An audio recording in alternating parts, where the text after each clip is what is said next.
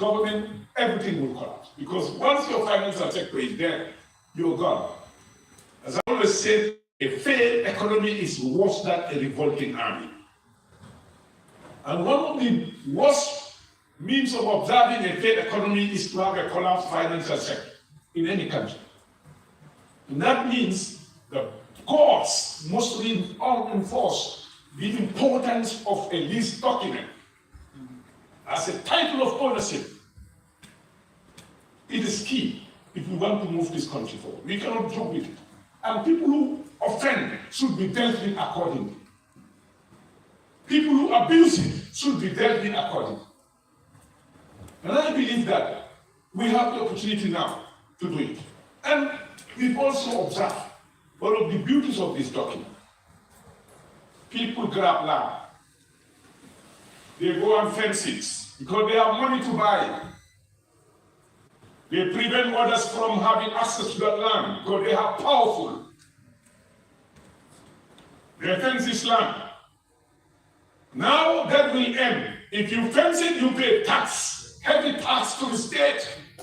You can no longer grab land and think that you will get billions just after 3-5 years on us, which is our land that you access by buying it cheap. This policy now, when fully implemented, you will pay tax, heavy tax for not using that land. And that's why I believe this policy has come at the right time. Some of us who can afford to buy it, some of us who found survival to be difficult because they don't have a title that they can go and mortgage with the bank to start a business, will end up taking the easiest way is to sell. Once you sell on the price, then of course what happens? You become a loser forever. And the people with the muscles will become richer and richer, and will become poorer and poorer. This policy is out to address that. Make sure that whatever you acquire, you pay the tax to the state.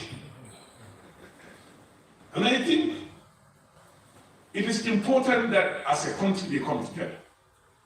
This is not about politics, it's about our country's survival.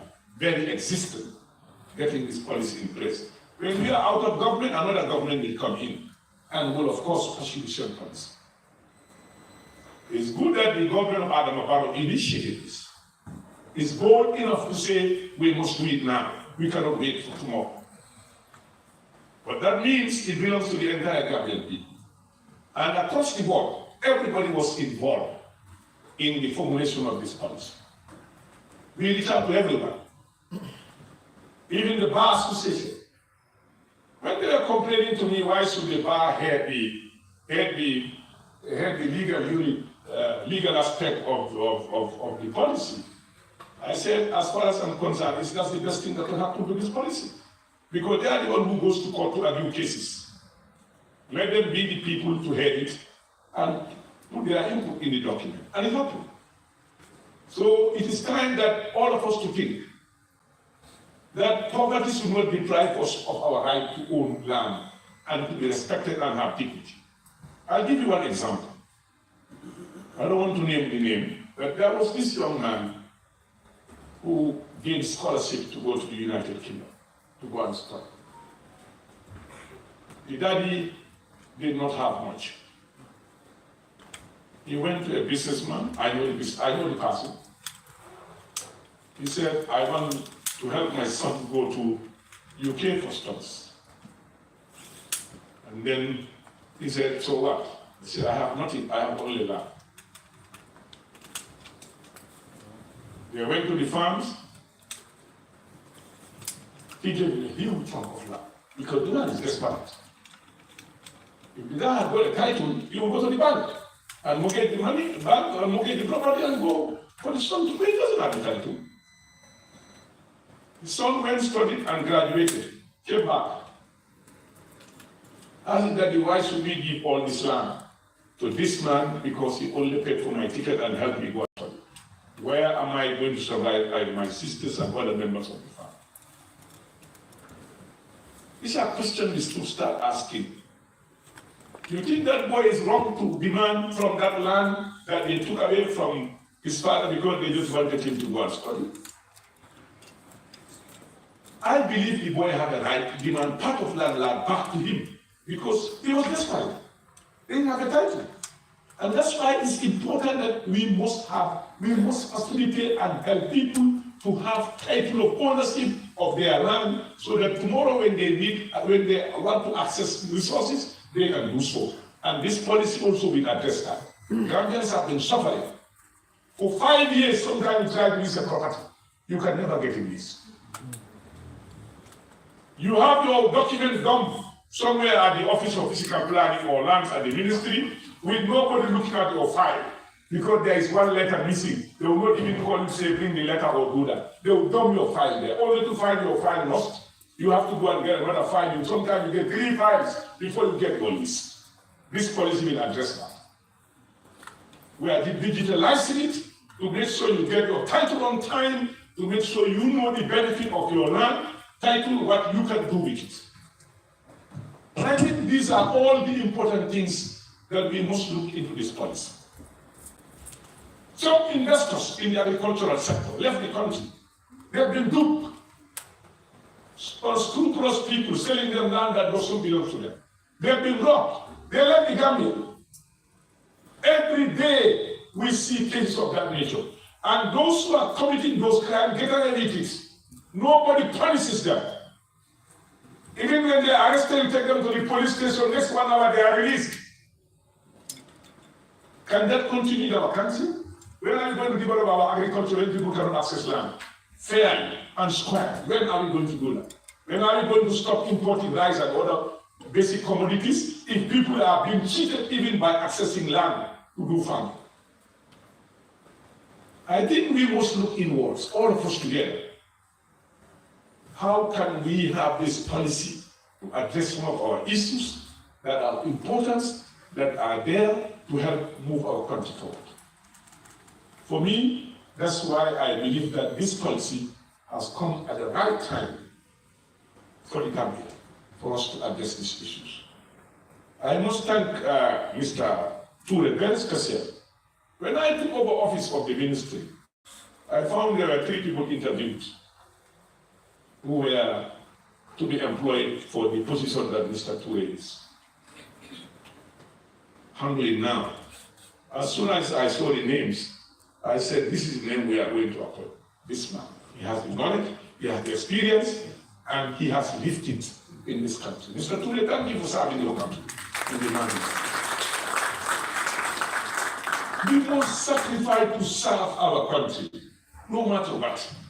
You never hear him discuss politics in Islam. All what he discusses is his job. And these are the things that we need in our country. We need people who should be respected by virtue of their profession, by virtue of what they are contributing to their country.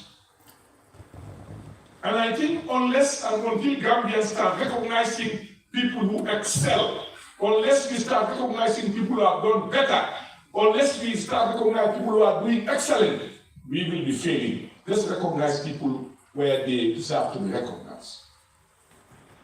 And I must say that this team has done a fantastic job. When I was at the World Bank, our World Bank, I met this fantastic guy there. We went everywhere, and we went to every meeting. We had 54 sessions in 3 days. And I saw the level of knowledge and their willingness to help the Gambia. Their determination to make sure that this policy becomes a reality. And their commitment to finance, to continuously financing this policy. As I discussed with the president yesterday, he said, yes, Minister, it's good to have a policy, but it must be implemented. It can only be good, it's good, but it can only be excellent when it is fully implemented. And therefore, the costing of the policy comes next. The policy must be costed and must be implemented. Mr. Waka, international consultant, World Bank, we are here to say, help us implement this policy. We need the resources. The Gambian people need the resources for this policy to be fully implemented. And we must also take this opportunity to thank His Excellency President Hamat for standing firm every day inquiring about this policy to make sure that this policy is operational as soon as possible and let Gambians start seeing sanity in the management and usage of land in the Gambia. This is key. We can't do without it. We have to. It's our country. Nobody will do it for us. So on that note, Mr. MC, I would say thank you to all of you, and I now declare this very important workshop officially open for us to move forward and make sure that at least we deliver it on this document. Let's argue, agree, disagree, to make sure that we come out with a government document that after a few years can be improved upon. Because we know that we'll go through so many amendments in some of the Land Act, Local Government Act. A lot of acts will be amended to suit the current policy, to make sure that we pay a price that we deserve to have a better land management and land usage policy. It's key and very important to this country. On that note, and also on behalf of the press and FAO representative, she was one of the first group to enter this hall. And Madam, you're most welcome, and we are your coming. And on that note, I wish you a successful deliberation. Members of the President, thank you. Thank you very much for such a beautiful statement, and wish you good luck in this endeavor for the land policy. Next on the agenda, we have a brief presentation by